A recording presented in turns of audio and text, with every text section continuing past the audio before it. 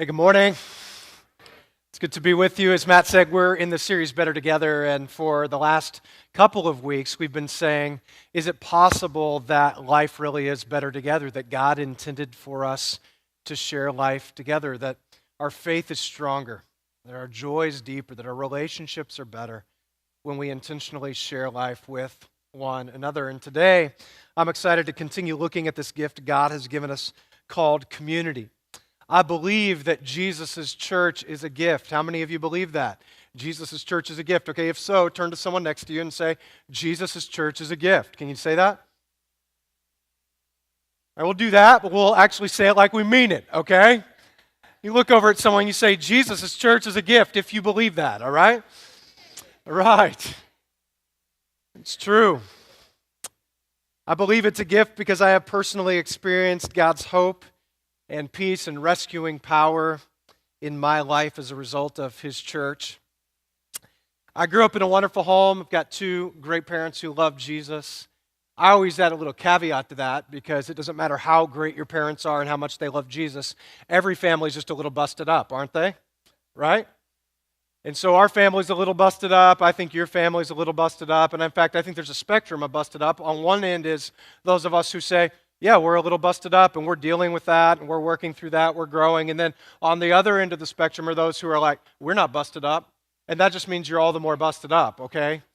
And that's, we have whole kind of clinical diagnoses for that. And so I think there's all of us a little busted up. In fact, some of us are so busted up, we just have no intention of getting out of that. One of our great philosophers of the day, Bono, wrote for a little song, a little band, kind of unknown band named U2, wrote this great song called Stuck in the Moment. He's writing to someone he loves and says, you're stuck in the moment and you can't get out of it. Like the greatest height of dysfunction are those of us who say, we're just stuck, but we have no intention of getting out of our stuckness, right? Bono was on to that, and so dysfunction's this crazy spectrum, and we grew up in a great home, but it was quite a bit dysfunctional along the way. But from an early age, my life began to get very dysfunctional and really busted up. I've shared part of my story with you, but for today, it's just kind of share my whole story with you. At age 5, I was exposed to hardcore pornography, early age. Age 6, experienced abuse at the hands of a babysitter. By middle school, I was beginning to pursue pornography so that in high school it had become an addiction for me. I began to live a bifurcated life, one way in front of one group of friends, a completely different way in front of another. This began to turn into an addiction in my life that controlled me. I had no more self-control in it. Went away to college to study how to become a pastor and vowed the day that I left that I would never look at pornography again. And then the night before my orientation, ran headlong back into it. And that became the pattern of my life for many years. I remember through those years crying out for God to help and heal me, and I tried it on my own. And I believe God wanted to heal me, but I didn't step into the power of the church that He had given me. And so I continued in that life and lifestyle. Now, I believe God is able to, with the touch of His hand, set people free from addiction, the hurt from abuse, despair, loneliness, whatever it might be in your life. But for me, it wasn't until God brought people into my life and I allowed them into the deeper places of my life that God was able to work out His healing power. I remember in this moment where I cried out to God, and He, in that moment, answered, well, you're going to have to bring others into your life. And two guys by the name of Brian and Alan became kind of friends for that season of my life. And God, through them, worked out the healing power of community. In fact, He initiated His life-changing power in my life. And through those days and seasons, began to set my heart free.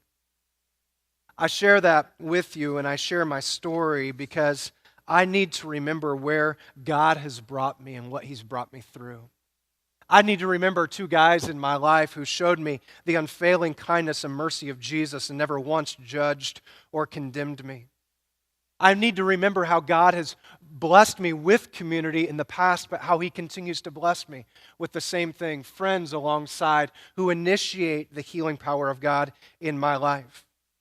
I share that story because I need to remember what God has done for me, because I believe there's nothing more dangerous than a Christian who forgets what God has done for them.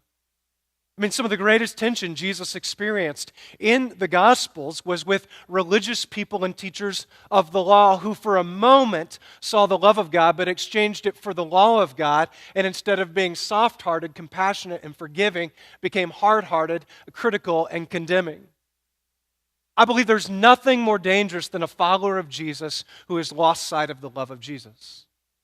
And so I need to remember what God has done for me. But I also tell this story because I need to be reminded that I'm no better than anyone else. I need grace and forgiveness every day, just like every one of us. And when I'm frustrated and think that others can't change, I remember the days when I couldn't change. And I remember how far I have left to go.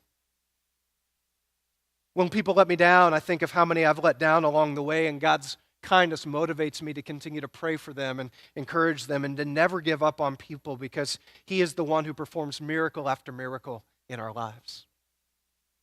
I remember my story and I share it because I believe that most of the time God works through His church to work out His miracles in our lives. And today I want to talk about the healing power of God through community. I believe there's a way that we can heal, whether this morning you're coming from a place of abuse or addiction, or you're coming from a place of loss or loneliness, of crisis or tragedy. Maybe you're discouraged and feel alone.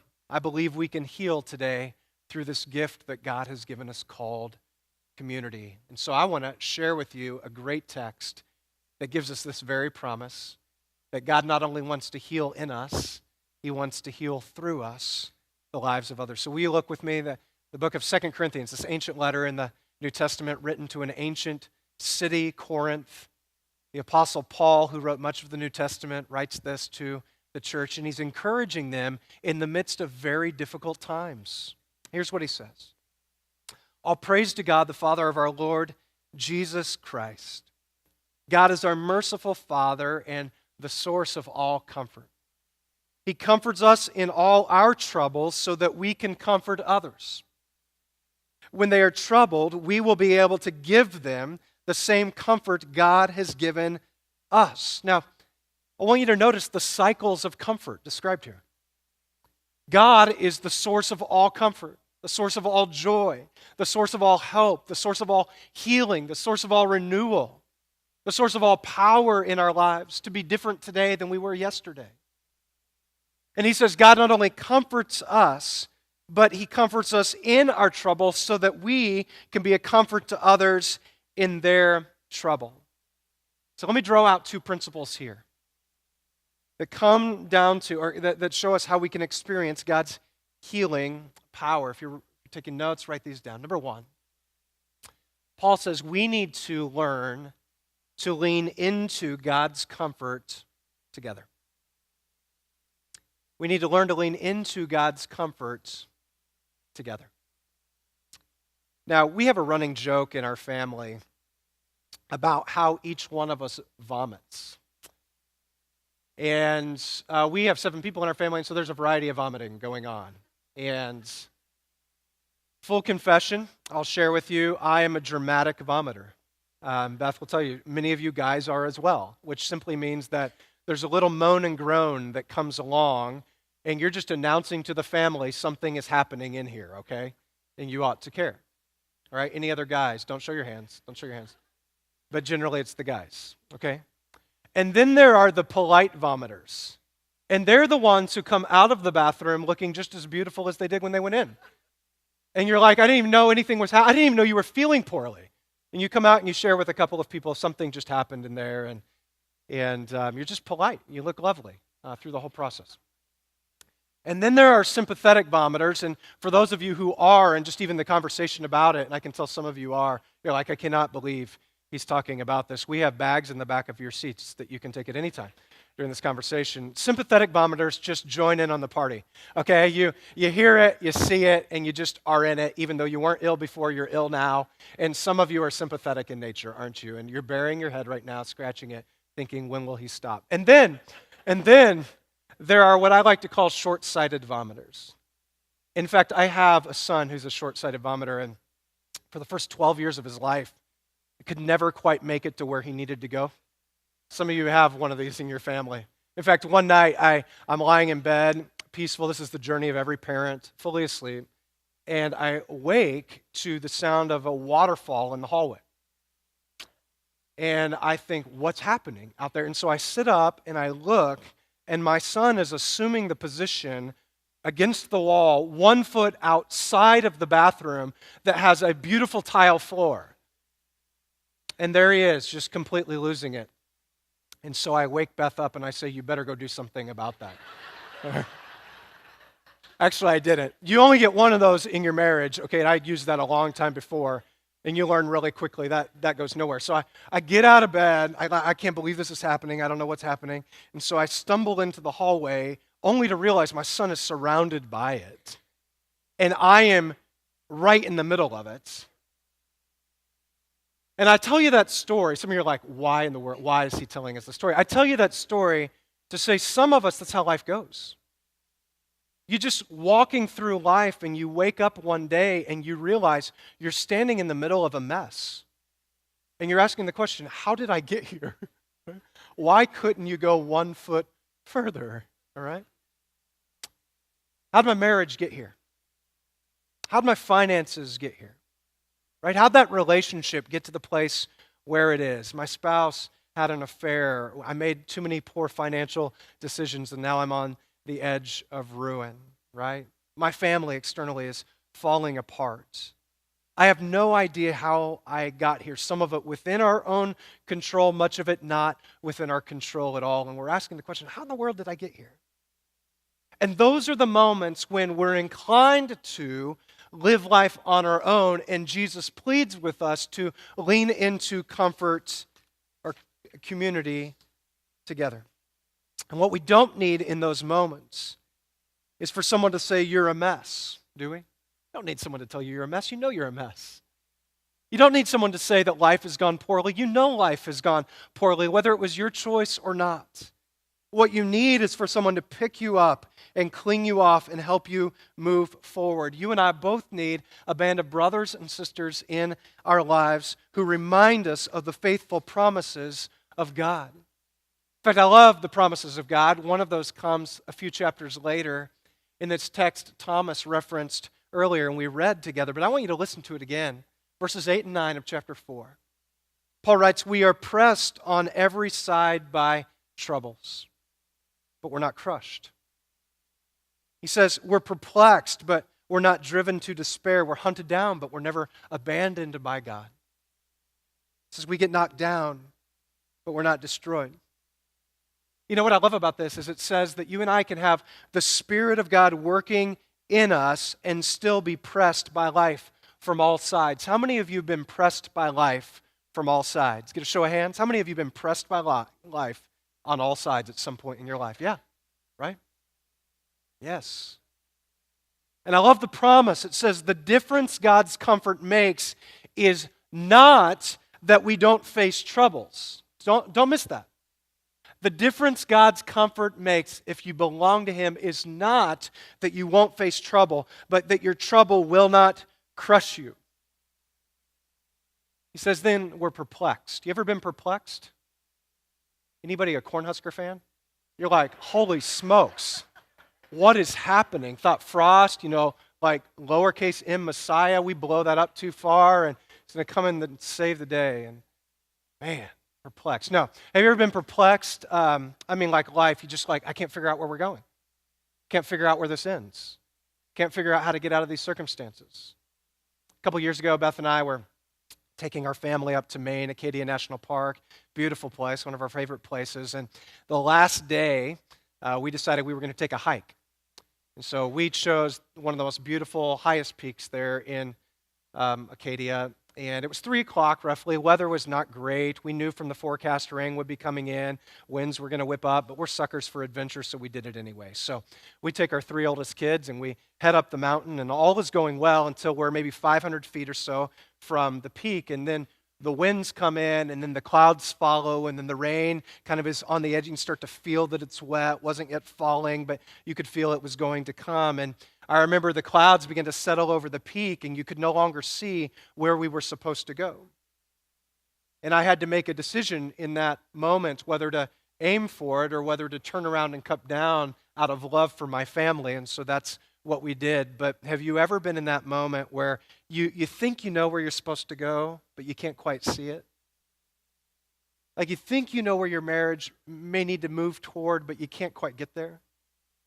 You think you know as parents where you want to leave your children, but you can't quite get them to follow you in that direction? You think financially we know how to make it out of this place, but I can't quite get everything to stack up to get there.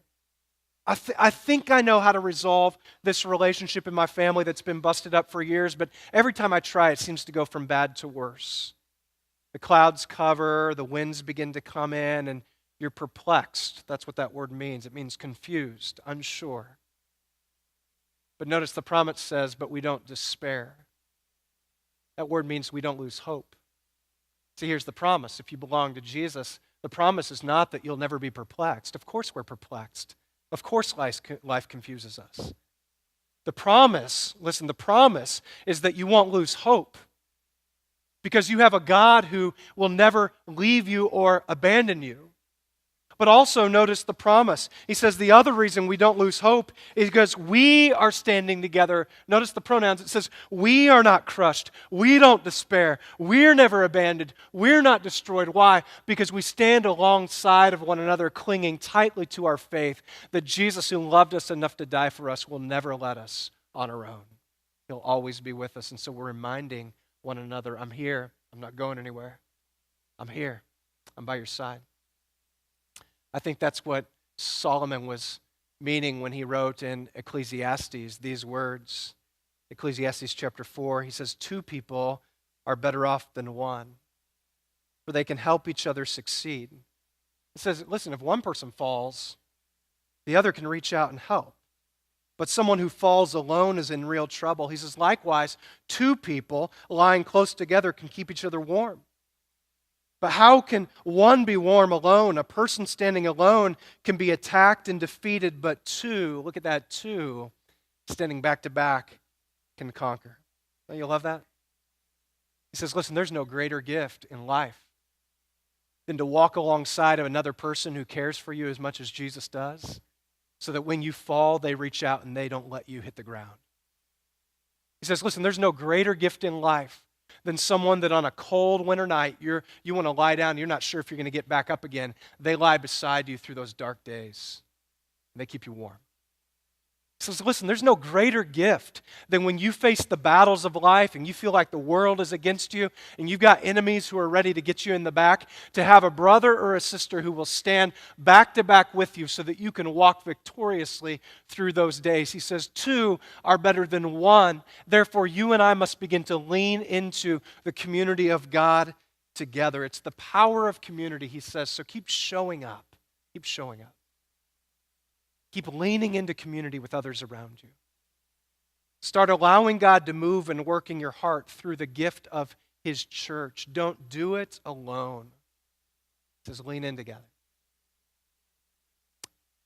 Second thing that we see in this text, if you're taking notes, is not only do we lean in together, but we comfort others from our experience. We comfort others from our experience. One of my best friends is a retired Marine, fought in Vietnam, spent 70 days in the Valley of Khe Sanh with his platoon. Khe Sanh, if you're not familiar with it, is the most bloody, darkest, most contested battle in all of the Vietnam War. Ken walked through and led his men through, lost many of them, and when most of his platoon was killed in an ambush, Ken vowed never to have friends or feelings again. And that worked for a number of years until his heart encountered the life-changing good news of Jesus Christ, who died the death we deserve to die to give us a freedom we don't deserve. And he grabbed Ken's life when he was at his hardest, and he transformed him into, for me, what is the softest, most available, most accessible, most courageous, most compassionate man I've ever met. Today, Ken travels around the country encouraging veterans with PTSD because every day he wakes up with PTSD. And when he encourages them, hundreds by now, thousands upon thousands of veterans that he has the opportunity to get in front of, Ken has one message. It's a message he's looked across the table to me and spoken to my life countless times. And here's what he looks across the crowds and he says to veterans time and time again. He says, God doesn't waste pain.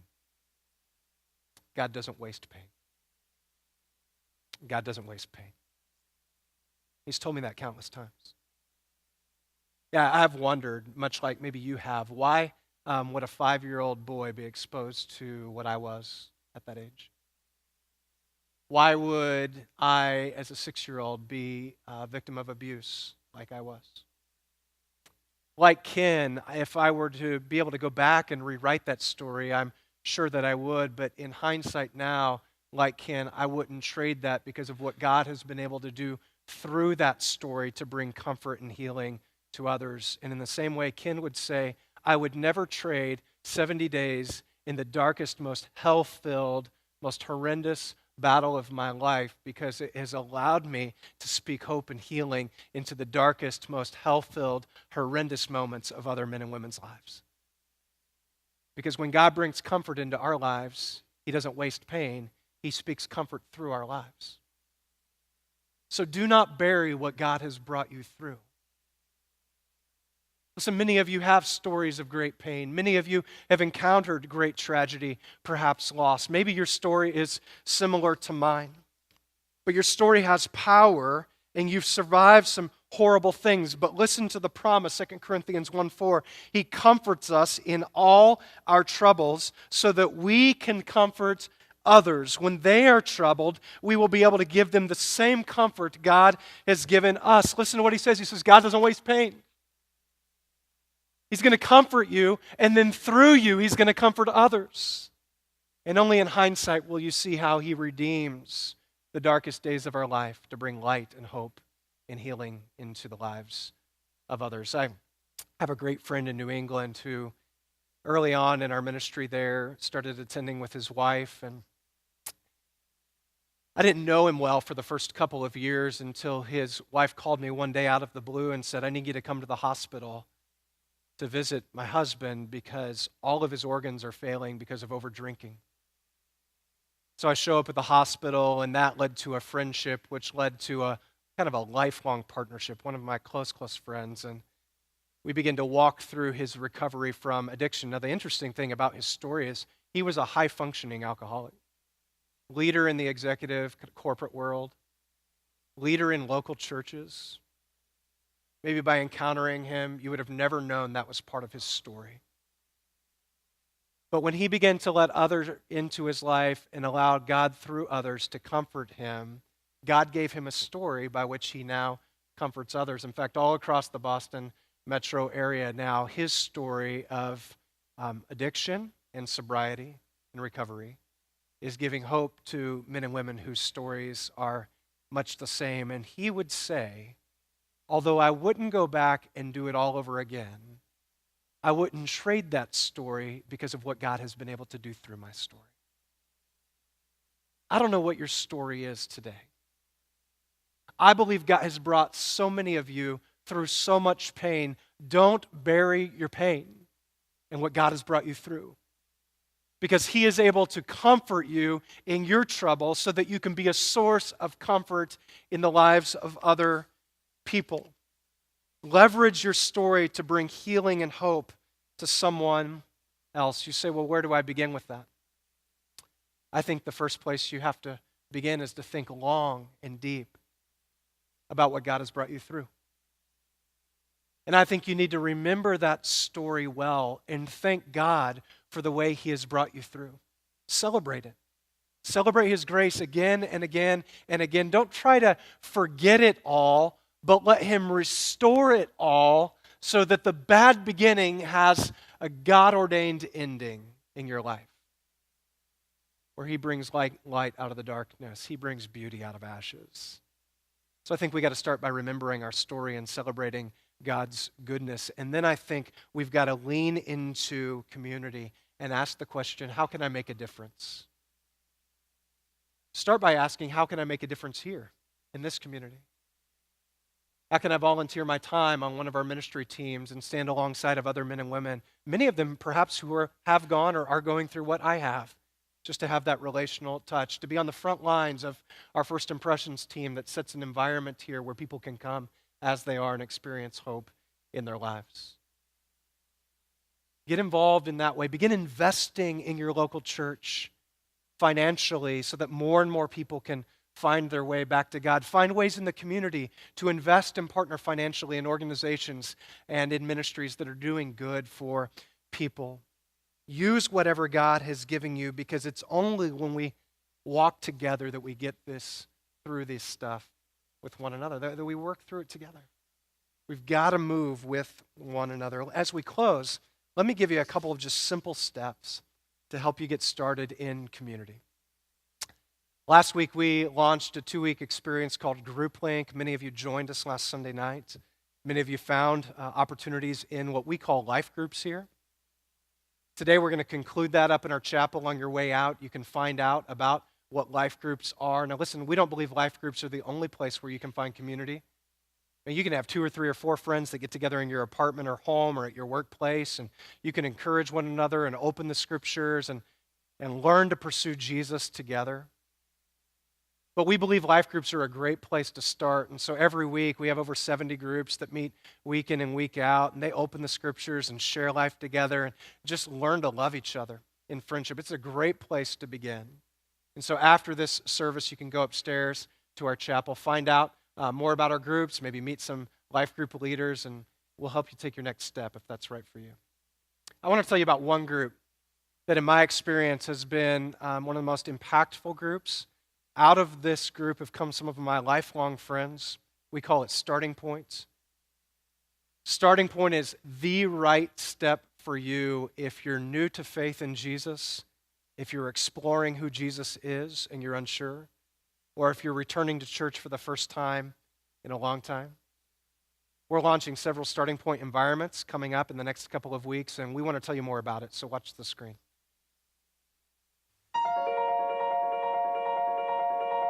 Everything has a starting point. You had a starting point. Faith has a starting point as well. For most of us, we began to believe something about God as children, and then we became adults, and it didn't work anymore. And there was this growing gap between what we were told as children and what we experienced as adults. Sometimes adults need a new starting point. So we're going to hit the restart button.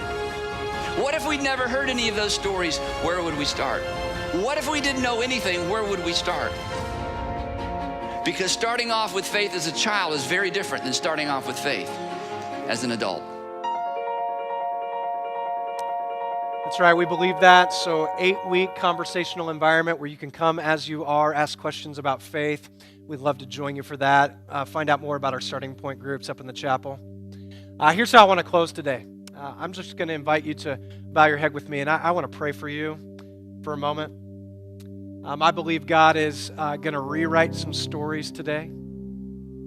I believe that through your story, He's going to bring comfort into the lives of others. Before we get there, I just know in a room like this, there are some of us who the first step for us is to experience the healing power of Jesus in our lives. Before we'll discover it in community, we need to experience firsthand God's forgiveness. We need to know that He loves us as we are, that He'll never leave us or forsake us. And so if that's your story, if like me, where you found yourself is as the result of, in many cases, my own choices, I had to go to Jesus in a moment and say, Jesus, I need you to heal me and set me free. So I got to imagine for some of us, that's the first step. And if that's true of you, will you just go to Him right now? Have a conversation with Him by faith and say, Jesus, I believe you're real. Or maybe you'd say today, Jesus, I'm not sure that you're real. But if you are, would you begin to show your hand in my life? Maybe you'd say, Jesus, I believe you're real. I believe you gave your life for me. I believe you want to forgive me. And so today I ask you to do just that. And would you make me new? Would you forgive me completely? Would you call me your son or your daughter? Would you give me hope for tomorrow? Would you fill me with your Spirit, God, so that you can take the old man, the old woman, and make me new? Give me a new beginning. Would you do that in my life, Jesus? And if that's your prayer, we want to encourage you. A simple next step. On the bottom of your program is a box that says, I want to begin a relationship with Jesus. And would you just fill that out? And you can do one of two things with that. You can put it in the generosity boxes on your way out, or you can take it right outside the doors to our Next Steps Hub, and one of our volunteers will have a conversation with you and encourage you there. Continuing with every head bowed, I just want to pray for you right now. I know in a moment like this, there are some of us who are followers of Jesus, but there are places in our lives we've yet to experience the healing touch of Jesus. And so would you just confess that to him today? I don't know what it is for you. I don't know where your heart is hurting. I don't know if it's in your home, if it's in the workplace, if it's in the private place of your life that no one else knows of. I don't know if it's in a relationship that's wounded. I don't know if you're afraid. I don't know if you're alone. But would you go to God and just confess that to him? God, say, you are the source of all comfort. Would you comfort me today in my struggle? And then, God, would you teach us to lean into comfort through community together? Finally, for so many of you, God wants to use your story to be a source of comfort in the lives of others. And I just want to invite you in this moment, quietly with God, would you just offer him your story? Would you celebrate what he's done to bring you through? Would you thank him for his kindness? Would you acknowledge his healing power? And would you open up your hands and your heart and say, God, if you would use my story in the lives of others, so be it, for their comfort. There's this beautiful way to do that. It's not being pushy. It's not imposing our stories. It's building friendships that matter. And when God, by his Spirit, prompts us to share our story simply and graciously, we do it not for our glory, but to make much of Jesus and to bring comfort to a friend. So would you be willing to do that from this day on? Jesus, in this moment, we thank you. Together we thank you that you are the God who comforts us in our pain and our troubles. May our lives be a comfort to others in their pain and troubles as well. Jesus, we pray these things together because you're good. Amen. Amen. We love you.